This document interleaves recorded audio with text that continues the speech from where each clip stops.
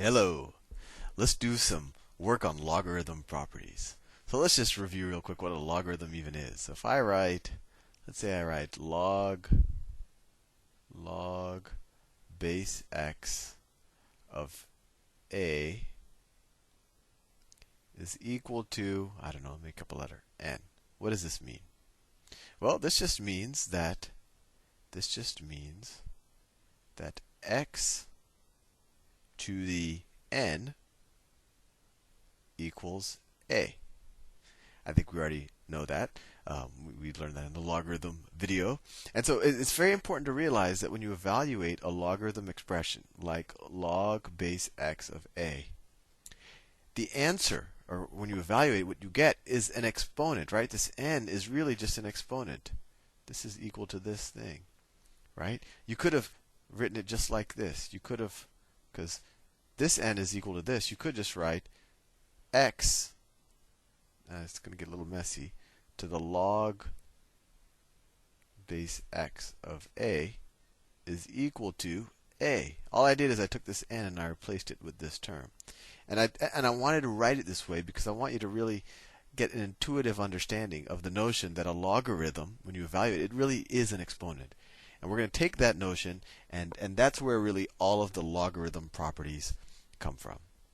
So let me just do what I actually want to do is I want to stumble upon the logarithm properties by playing around, and then later on I'll summarize them and clean it all up. But I wanted to show you maybe how people originally discovered this stuff. So let's say that I don't know. Let's say that x. Let me switch colors. I think that keeps things interesting. So let's say that x to the, I don't know, L is equal to a. Well, if we write that as a logarithm, that same relationship as a logarithm, we could write that log base x of a is equal to L, right? I just rewrote what I wrote on the top line. Now let me switch colors. And if I were to say that x to the m is equal to b, and same thing, I just switched letters, but that just means that log base x of b is equal to m, right? I just did the same thing that I did in this line. I just switched letters. So let's just keep going and see what happens. So let's say, let me get another color. I might have to run out of, I have infinite colors. I will never run out. So let's say I have x to the n. You're probably saying, Sal, where are you going with this? But you will see. It's pretty neat. X to the n is equal to a times b. X to the n is equal to a times b. And that's just like saying that log base x is equal to a times b. So what can we do with all of this? Well, let's start with this right here. X to the n is equal to a times b. So how can we rewrite this? Well, a is this, and b is this, right? So let's rewrite that. So we know that x to the n is equal to a. A is this, is x to the l. X to the l. And what's b? Times b. Well, b is x to the m, right? Not doing anything fancy right now. Well, what's x to the l times x to the m? Well, we know from the exponents, when you multiply two expressions that have the same base and different exponents, you just add the exponents. So this is equal to, let me take a neutral color. I don't know if I said that verbally correct, but you get the point. When you have the same base and you're multiplying, you can just add the exponents. That equals x to the, I want to keep switching colors because I think that's useful. L plus m.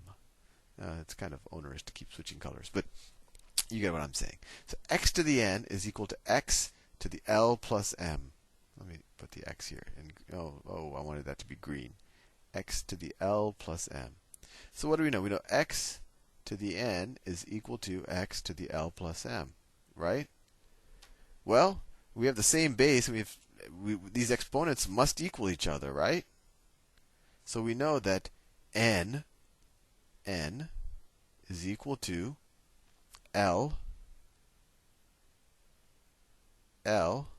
plus m.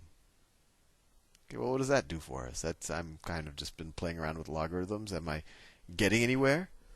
I think you will see that I am. Well, what's another way of writing n? So we said x to the n is equal to a times b. Oh, I actually skipped a step here. So that means, so going back here, x to the n is equal to a times b. That means that log base x of a times b is equal to n. You knew that. I didn't. I hope you don't realize I'm not backtracking or anything. I just forgot to write this down when I first did it. But anyway, so what's n? What's another way of writing n? Well, another way of writing n is right here.